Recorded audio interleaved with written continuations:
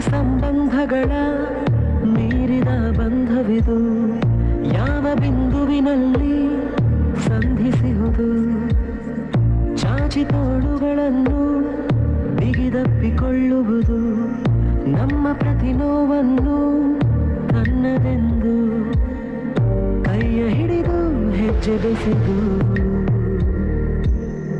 ಮುಂದೆ ಮುಂದೆ ನಡೆವ ಎಂದು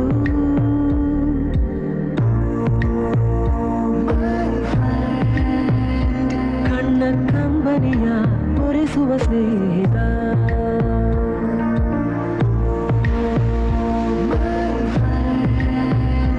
ನಮ್ಮ ಸ್ನೇಹವಿದು ಇರಲಿ ಶಾಶ್ವತ.